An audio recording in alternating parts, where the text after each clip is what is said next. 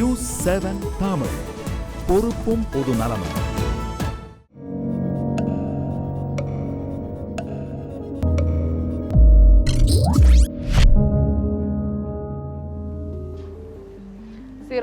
மீண்டும் வரவேற்கிறோம்.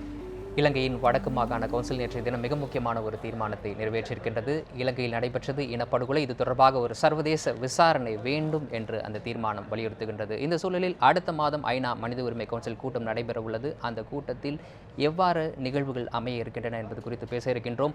நம்முடைய அரங்கத்தில் மே 17 இயக்கத்தைச் சேர்ந்த திருமுருகன் மற்றும் பேராசிரியர் மணிவண்ணன் அவர்கள் இணைந்திருக்கிறார்கள். லண்டனில் இருந்து தமிழ் சிவில் சமூக அமையத்தைச் சேர்ந்த குருபரன் மற்றும் வடக்கு மாகாண கவுன்சில் உறுப்பினர் அனந்தி சசிதரன் ஆகியோரும் ஸ்கைப் மூலமாக இணைந்திருக்கிறார்கள். மதுரையிலிருந்து மக்கள் கண்காணிப்பகத்தைச் சேர்ந்த ஹென்ரி டிஃபைன் அவர்கள் நம்மோடு இணைந்திருக்கின்றார். நிச்சயமா தொடர்ந்து பேசணும். என்னன்னா, ஐநா மனித உரிமை கவுன்சில், அதாவது அந்த கவுன்சிலில் கொண்டு வரப்பட்ட இலங்கைக்கு எதிராக கொண்டு வரப்பட்ட தீர்மானங்கள் என்னென்ன, அதன் பின்னணி என்ன என்பதை பற்றி இப்போது பார்ப்போம். 2009 ஆண்டில் விடுதலை புலிகளுக்கு எதிராக இலங்கை அரசு மேற்கொண்ட இராணுவ நடவடிக்கையின் போது பல்வேறு மனித உரிமை மீறல்கள் அரங்கேறியதாக குற்றச்சாட்டுகள் எழுந்தன. இறுதிப்போர் குறித்து ஐநா பொதுச் செயலாளருக்கு அறிவுரை வழங்குவதற்காக அமைக்கப்பட்ட குழு போரின் இறுதிக்கட்டத்தில் சுமார் 40,000 பொதுமக்கள் கொல்லப்பட்டதாக கூறியது.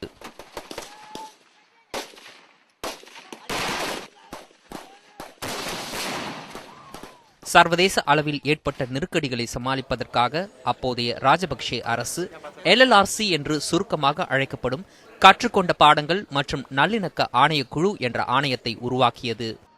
இந்நிலையில் 2012 ஆண்டு ஐநா மனித உரிமை ஆணையத்தில் அமெரிக்காவின் ஆதரவுடன் இலங்கைக்கு எதிராக ஒரு தீர்மானம் நிறைவேற்றப்பட்டது. அந்த தீர்மானம் இலங்கை அரசால் அமைக்கப்பட்ட விசாரணை ஆணையம் வழங்கிய பரிந்துரைகளை இலங்கை அரசு நிறைவேற்ற வேண்டும் என வலியுறுத்தியது. இலங்கை அரசால் அமைக்கப்பட்ட அந்த ஆணையம் இலங்கை ராணுவம் நடத்திய அத்துமீறல்களை விசாரித்து அளித்த அறிக்கையின் பரிந்துரைகளை கூட ராஜபக்சே அரசு அமுல்படுத்த தயாராக இல்லை. சர்வதேச விசாரணை நடத்தப்பட வேண்டும் என்ற தமிழர்களின் எதிர்பார்ப்பை இந்த தீர்மானம் நிறைவேற்றாவிட்டாலும் இலங்கை அரசுக்கு எதிராக சர்வதேச அளவில் கொடுக்கப்பட்ட முதல் நெருக்கடியாகவே இது பார்க்கப்பட்டது. இந்த சூழ்நிலையில் சர்வதேச அமைப்புகளும் ஊடகங்களும் இறுதி யுத்தத்தில் இலங்கை ராணுவம் நிகழ்த்திய அத்துமீறல்களை ஆதாரத்துடன் வெளியிடத் தொடங்கின. இதன் பிறகு 2013 ஆண்டு ஐநா மனித உரிமை ஆணையத்தில் இலங்கைக்கு எதிராக மீண்டும் ஒரு தீர்மானம் நிறைவேற்றப்பட்டது. இருந்தபோதும் இந்த தீர்மானங்கள் எந்த வகையிலும் இலங்கை அரசுக்கு நெருக்கடி கொடுக்கவில்லை என்றே கூற வேண்டும். போர்க்குற்றம் தொடர்பாக விசாரணை வேண்டும் என்ற கோரிக்கையாகவே தொடர்ந்தது.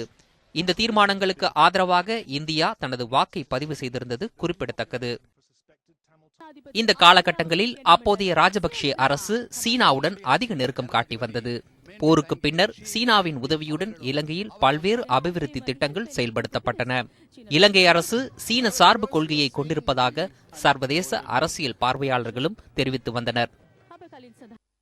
இந்நிலையில் 2014 ஆண்டு மார்ச் மாதம் ஐநா மனித உரிமை ஆணையத்தில் அமெரிக்க ஆதரவுடன் இலங்கைக்கு எதிராக மீண்டும் ஒரு தீர்மானம் கொண்டுவரப்பட்டது. இந்த தீர்மானத்தை இந்தியா ஆதரிக்க வேண்டும் என்ற கோரிக்கை தமிழக அரசியல் கட்சிகளால் முன்வைக்கப்பட்டது. ஆனால் இந்த முறை இந்திய அரசு ஓட்டெடுப்பில் கலந்து கொள்வதை தவிர்த்தது. 3வது முறையாக நிறைவேற்றப்பட்ட தீர்மானத்தை தொடர்ந்து ஐநா விசாரணை குழு அமைக்கப்பட்டது. ஆனால் அந்த விசாரணை குழு இலங்கைக்கு சென்று விசாரணை நடத்துவதற்கு அப்போதைய ராஜபக்சே அரசு அனுமதி மறுத்ததுடன் விசாரணை குழுவிற்கு ஒத்துழைப்பு அளிக்கவும் மறுத்தது. இதன் பிறகு இலங்கையில் ஆட்சி மாற்றம் ஏற்பட்டுள்ள நிலையில் அடுத்த மாதம் ஐநா மனித உரிமை ஆணைய கூட்டம் தொடங்க உள்ளது. இந்த கூட்டத்தில் ஐநா விசாரணை குழுவின் அறிக்கை மீது விவாதம் நடத்தப்படுமா? இலங்கையில் ஆட்சி மாற்றம் ஏற்பட்டுள்ள நிலையில் இலங்கை மீதான அமெரிக்காவின் நிலைப்பாடு எவ்வாறு இருக்கும்? இந்தியா எது போன்றதொரு பாத்திரத்தை வகிக்கும் என்பது போன்ற கேள்விகள் எழுந்துள்ளன. ஹசீஃப், நியூஸ்7 தமிழ். ஐநா மனித உரிமை கவுன்சிலில் இலங்கைக்கு எதிராக கொண்டு வரப்பட்ட தீர்மானம் பற்றிய விஷயங்களை இப்போது பார்த்தோம். இந்த நிலையில் குருபரன் அவர்களிடம் சில கேள்விகளை முன்வைப்போம். குருபரன், அதாவது இப்போ வரக்கூடிய மனித உரிமை கவுன்சிலில் அமெரிக்கா இந்த தீர்மானத்தின் அமெரிக்காவுக்கு என்ன நிலைப்பாடு இருக்கும்னு நினைக்கிறீங்க நீங்க? அமெரிக்கா இந்த ஆட்சி மாற்றத்தை விரும்பியது. ஆகவே இந்த ஆட்சி மாற்றம் நிகழ்ந்து பிரதமர் ரணில் விக்ரமசிங்கே, ஜனாதிபதி மைத்ரிபால ஸ்ரீசேன தலைமையிலான ஆட்சிக்கு உதவி செய்யும் வகையில் இந்த ஆட்சி மாற்றத்தை இந்த இந்த இந்த ஜெனீவா செயல்முறையை நிறுத்தி வைக்க வேண்டும் என்பதிலே அமெரிக்கா ஆவலாக இருப்பது போன்றுதான் தோன்றுகின்றது. நேற்றைய தினம் நியூயார்க் டைம்ஸினுடைய 6 ஆசிரியர் தலையங்கம் ஒன்று வெளிவந்திருக்கின்றது.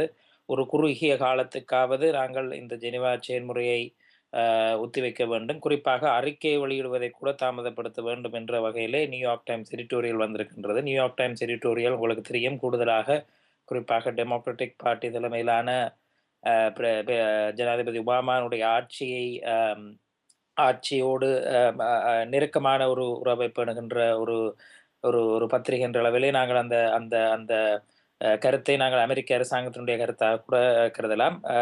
இலங்கையினுடைய வெளியுறவு அமைச்சர் மங்கள சரமவீர தற்பொழுது வாஷிங்டனில் இருக்கிறார். அவர் சூசன் ரைஸ், அமெரிக்காவினுடைய தேசிய பாதுகாப்பு ஆலோசகர் சூசன் ரைஸை சந்திக்கின்றார். அது போன்று அமெரிக்காவுக்கான ஐநா தூதுவர் சமந்தா பவரை சந்திக்க இருக்கிறார். அதோடு மிக உயரிய மட்டத்திலே அமெரிக்காவுடைய ராஜாங்க செயலாளர் ஜான் கெரியை சந்திக்க உள்ளவர். அதை தவிர மிக முக்கியமான பிரஸ்டீஜஸ், மிகவும் பிரபல்யமான வெளியுறவு கொள்கைக்கான தளங்களாக கருதப்படக்கூடிய நேஷனல் பிரஸ் கிளப்ல அவர் உரையாற்றிருக்கின்றார். இப்போ இது எல்லாத்தையும் வைத்து பார்க்கின்ற பொழுது அமெரிக்கா பொறுத்தவரையில் சீன சார்பு இலங்கை, ஒரு அமெரிக்க சார்பு இந்திய சார்பு இலங்கை அரசாங்கமாக மாறி இருக்கின்ற சூழலிலே இந்த அரசாங்கத்துக்கு நாங்கள் சலுகைகளை செய்து தர வேண்டும் என்ற நிலைப்பில் அண்மையிலே இலங்கை வந்திருந்த அமெரிக்காவினுடைய உதவி ராஜாங்க செயலாளர் நிஷா பிஸ்வால் கூட தன்னுடைய ட்விட்டர் தளத்தில் இதை குறிப்பிட்டிருந்தார். தான் சென்ற இடங்கள் எல்லாம், சந்தித்த இடங்கள் தலைவர்கள் எல்லாரும் இலங்கையில் ஜனநாயக மறுமலர்ச்சிக்கான ஒரு ஆப்டிமிசம், ஒரு வாய்ப்பை தாங்கள் உணர்கின்றார்கள் என்ற அளவிலே அவர் தன்னுடைய அந்த கருத்தை ட்விட்டர் தளத்திலே பதிவு செய்திருந்ததை கவனிக்கலாம். ஆகவே அமெரிக்காவை பொறுத்தவரையில் சீன சார்பாக இலங்கை இருந்தது என்பதில் மாறி இருக்கக்கூடிய சூழல். ஆகவே அவர்கள் தொடர்ந்து இந்த விசாரணையிலே அக்கறை எடுப்பார்கள் என்றால் அது ஒரே ஒரு காரணத்துக்காகத்தான் இருக்க முடியும். ஒன்று, இப்ப இருக்கின்ற இலங்கை அரசாங்கம் சீன சார்பிலிருந்து முழுவதாக விடுபட முடியாத ஒரு சூழல். இப்ப உங்களுக்கு தெரியும், அண்மையில குறிப்பாக சீனாவினுடைய மிகப்பெரிய ஒரு ப்ராஜெக்டாக இருக்கக்கூடிய கிளம்பு போர்ட் சிட்டி டெவலப்மெண்ட் நிகழ்ச்சி திட்டம் என்று ஒன்று இருக்கின்றது. அதனை தான் ரத்து செய்து விடுவேன் என்று ஸ்ரீசேனா தேர்தல் பிரச்சாரத்தின் போது குறிப்பிட்டார். ஆனால் அது முழுமையாக ரத்து செய்யப்பட மாட்டாது என்று இப்பொழுது செய்திகள் தெரிவிக்கின்றன.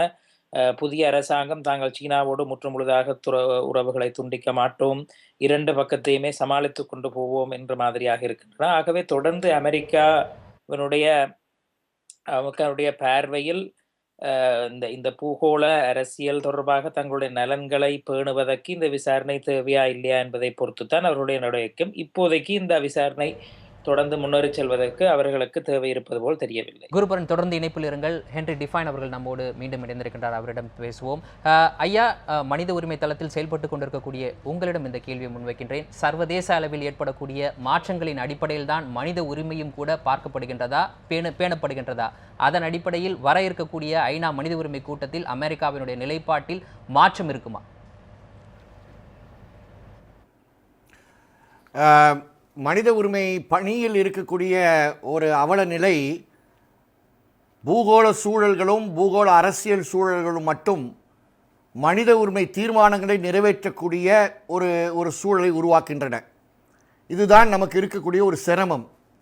உலகத்தில் அனைத்து சாசனங்களும் வித்தியாசமான மொழி பேசினாலும் தீர்மானங்கள் நிறைவேற்றுவதில் பூகோள அரசியல் சூழல்களும் பூலோக பொருளாதார அரசியல் சூழல்களும் தான் மனித உரிமை தீர்மானங்களை நிறைவேற்றுகின்ற ஒரு சூழலை உருவாக்கின்றது. ஆகவே இந்த விவாதம் கண்டிப்பாக ஒரு முக்கியமான விவாதம். ஆனால் இருக்கக்கூடிய சூழல் என்னவென்றால், இப்பொழுது தீர்மானம் புதிதாக நிறைவேற்ற தேவையில்லை. ஐநா சபையினுடைய 28வது அமர்வில் 25வது அமர்வின் தீர்மானப்படி office of the high commission அவர்களுடைய இன்வெஸ்டிகேஷனுடைய அறிக்கையை சமர்ப்பிக்க வேண்டும். இதுதான் முதல் பணி. அதை தடுப்பதற்கு யாரும் முன்வர முடியாது. இது ஐநா சபையினுடைய ஹை கமிஷனர் அலுவலகத்தினுடைய பணி. அந்த பணியை அவர்கள் செய்துவிட்டார்கள் என்றால் அதற்கு பின்பு மனித உரிமை கவுன்சிலில் என்ன தீர்மானம் அதன் மேல் கொண்டு வர வேண்டும் என்பதுதான் பொதுவாக இருக்கக்கூடிய விவாதம். பொதுவாக ஒரு கவுன்சிலில் வெவ்வேறு நாடுகள் பங்கேற்கக்கூடிய 47 நாடுகள் பங்கேற்கக்கூடிய ஒரு கவுன்சிலில் இந்த தீர்மானம், இந்த அறிக்கை சமர்ப்பிக்கப்பட்டால் அந்த அறிக்கையில் இருக்கக்கூடிய சரத்துக்களை பார்க்க விரும்புகிறோம் என்று இலங்கை கேட்கலாம், மற்ற நாடுகளும் கேட்கலாம். புதிதாக ஒரு அரசு அங்கு தேர்வு செய்யப்பட்டிருக்கக்கூடிய ஒரு சூழலில் அல்லது தேர்தல் ஜூன் மாதம் நடக்கக்கூடிய பின்னணியில் நாங்கள் இதை விவாதித்து அதற்கு பின்பு பதில் சொல்லுகிறோம் என்ற ஒரு நிலை இலங்கை எடுப்பதற்கு வாய்ப்பு உண்டு. மனித உரிமை கவுன்சில் அதை ஏற்றுக்கொள்கின்ற ஒரு வாய்ப்பும் கண்டிப்பாக இருக்கும். ஆகவே இந்த யதார்த்த சூழலுக்கு மாறாக விஷயங்கள் உடனடியாக நடக்கும் என்பது கண்டிப்பாக எதிர்பார்க்க முடியாது. ஐயா, தொடர்ந்து இணைப்பில் இருங்கள். ஐநா மனித உரிமை கவுன்சில் நடக்கும் பொழுது நீங்கள் தொடரலாம். சைடு இவெண்ட்ஸ், வெவ்வேறு parallel events நடக்கும். அந்த parallel eventsல இந்த நார்தர்ன் ப்ராவின்ஸ்லேருந்து வந்திருக்கக்கூடிய தீர்மானத்தை ஒட்டி வெவ்வேறு விவாதங்கள் நடைபெறும். அந்த விவாதங்கள் மனித உரிமை கவுன்சிலுடைய பார்வையை மாற்றுவதற்கு கண்டிப்பாக காரணமாக. தொடர்ந்து இணைப்பிருங்கள், பேசுவோம்.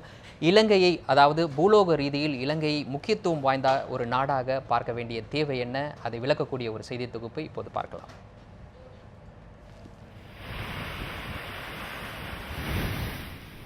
15ஆம் நூற்றாண்டில் போர்ச்சுகீசியர்கள் நன்னம்பிக்கை முனையை கடந்து இந்தியாவை வந்தடைந்தது முதல் உலக வர்த்தகத்தில் இந்திய பெருங்கடல் முக்கிய இடத்தை பெறத் தொடங்கியது. இன்று உலக இயக்கத்தின் முதுகெலும்பாக விளங்கும் கச்சா எண்ணெய் வர்த்தகத்தில் சுமார் 65% கடல் வழியாகவே நடைபெறுகின்றது. இதில் சுமார் 80% வர்த்தகம் இந்திய பெருங்கடலையே சார்ந்துள்ளது. இதேபோல் மற்ற பொருட்களின் வர்த்தகத்தில் 50% இந்திய பெருங்கடல் வழியாகவே நடைபெறுகின்றது. கடல் வர்த்தகம் என்பது நம்பிக்கையான தடையில்லாத கடல் வழியை சார்ந்துள்ளது.